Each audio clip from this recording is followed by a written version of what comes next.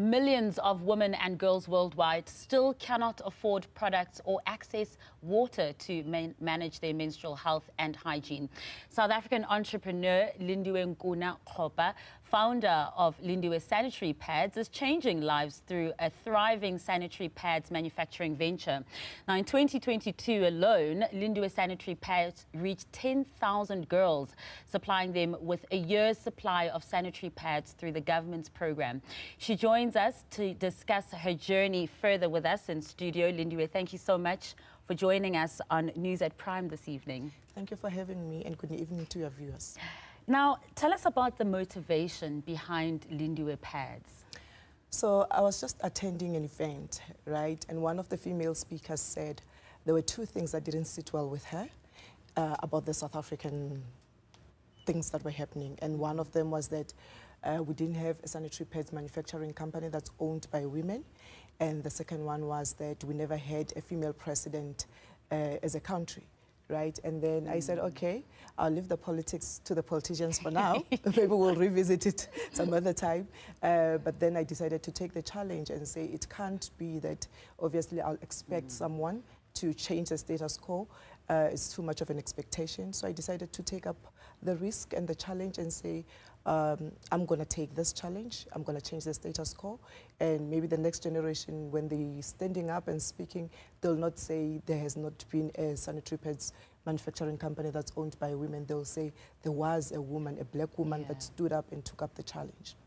Now, when you were there and you heard that, you know, we haven't had obviously a female president for a long time, and then we also haven't had a female who's in charge or in this industry as well, making sure that, I mean, periods are for women, right? And isn't it a little bizarre that there weren't no women at that table for the creation of sanitary pads? It even goes deeper than that, right? That in our society, we are told as women, or we are somehow conditioned, or that we can't speak publicly about menstruation. Yeah. We can only speak to our moms or aunt or just the female figures around us, right?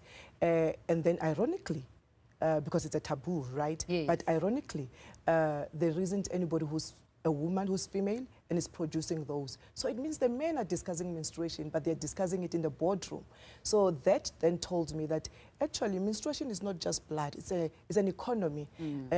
We are told to deal with the biology part of menstruation, but the men are talking about the economic part of menstruation. So I said, let me create Lindiwe so that Lindiwe can be a vehicle that other women can use to be part of what I call the mainstream menstrual economy.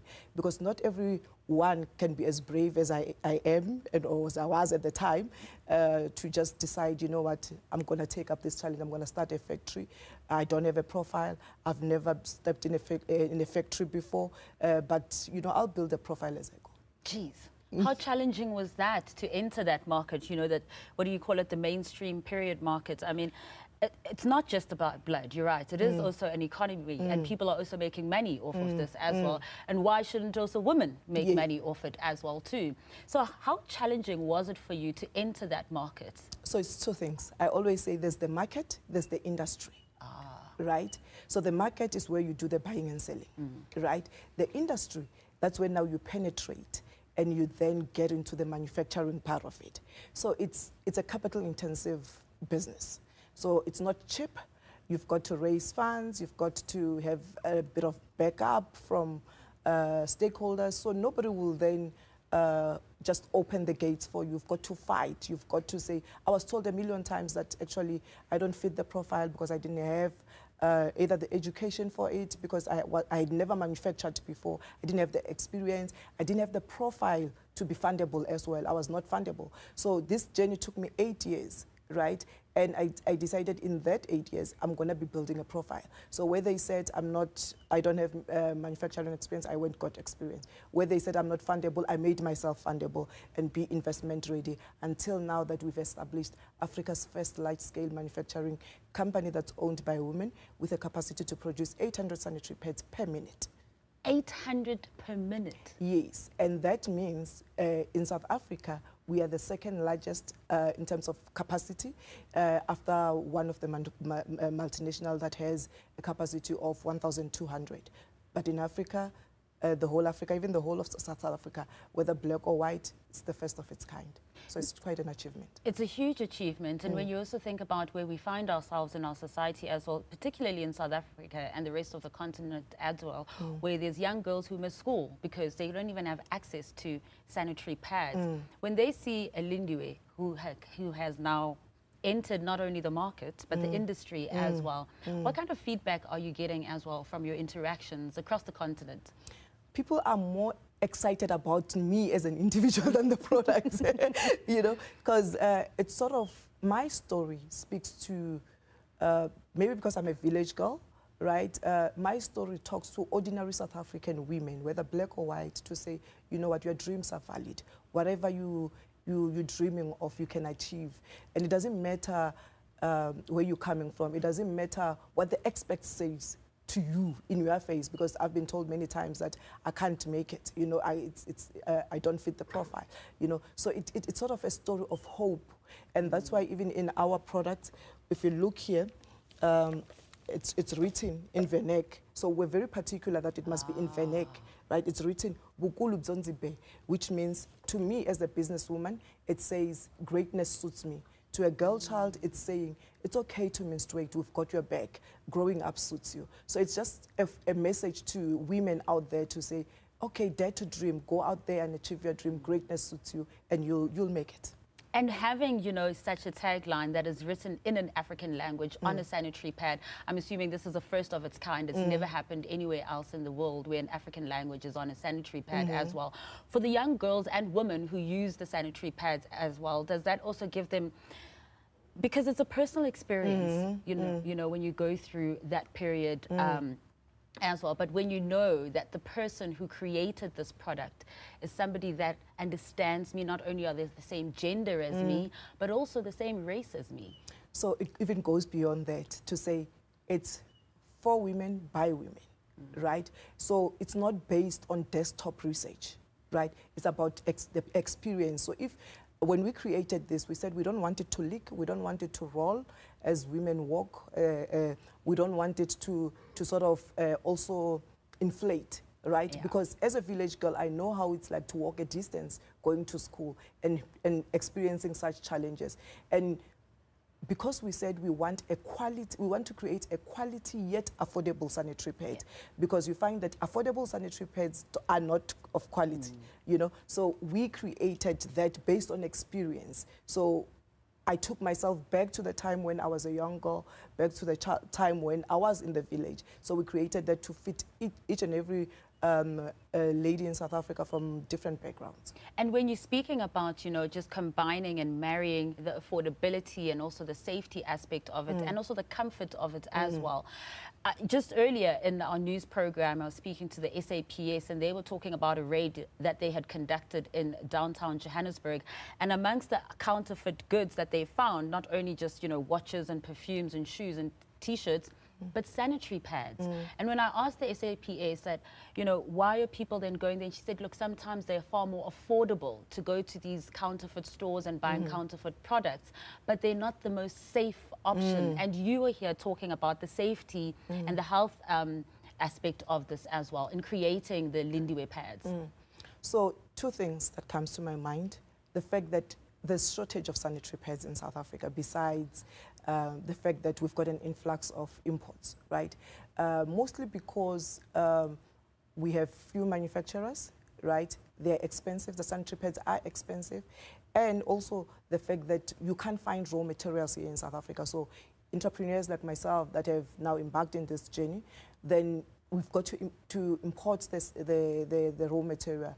That means that now we're affected by the rand-dollar exchange. That makes it expensive to manufacture. And what do business people do when it's expensive to manufacture? They pass it down to the consumers. So because of that, that's why the DTI, I think at some point, released stats, and they said we've got actually around 1.5 billion rand worth of influx of sanitary pads, which are not actually tested because they're imports, and sometimes it's behind, you know. Yeah.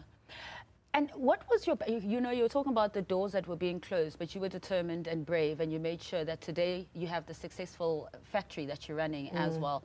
And your pads are across the continent too. But what was your initial background when you went in on this? What were you doing before?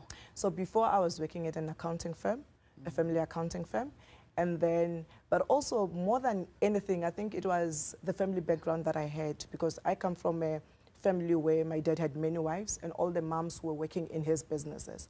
So growing up, I knew that's the life I wanted to follow, entrepreneurship, you know, and. So by the time now I was grown enough to make decisions as to which line of career I want to follow, I decided entrepreneurship is the way to go. And why not make a little bit of money while you are solving a problem? Yes, you know, it's a problem that also not only affects me, but also affects millions of other women out there. What would you say to someone who's watching this interview and saying, look, I want to also enter into that industry. You know, I also want to have a factory. I also want to be able to produce 800 pads at whatever rate, you know. What would you say to them? Not just to them, but anyone who wants to start something, right? I always say there's power in starting. Start. Don't say, I'm waiting for the perfect time. Start. You'll perfect the process while you are inside. You know, when I started, I didn't have anything at all to fall back on or to validate the dream or anything. It was just the will to succeed, and I started.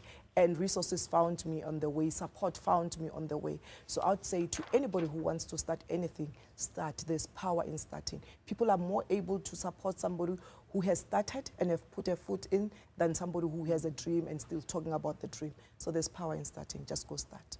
And some of your achievements, Lindiwe, before I let you go as well, when we're talking about those 10,000 girls in 2022 alone, this wasn't one batch of sanitary pads. This was for the entire year that you were providing these pads as well. Tell us about that. So the government has got what they call the Sanitary Dignity Programme, where they provide sanitary pads to young girls in different schools that are in no fee paying school, right? So we partnered with the Department of Women, the Department of Social Development, and the Department of Education to roll out that. But over and above that, we also have CSI companies that we partnered with through their CSI budget. Then we're able to roll out and reach out more girls and stuff. So those are some of the highlights, besides the many accolades that we have received as a business. And there have been many that you have received. Yes, presidential awards, Entrepreneur of the Year, yeah, just to name a few. Yeah. Now, I mean, I'm sure everyone's dying to know the million-dollar question. Where can they access and find Lindiwe pads? So they can visit our website, and they can also check our social media pages. They'll find out details there. Thank you so much for joining us today. I really enjoyed your display as well that you've also brought into studio for us. Thank you for having me. Keep up the good work. That was Lindiwe Nkuna-Kgopa, who is the founder of Lindiwe Sanitary Pads.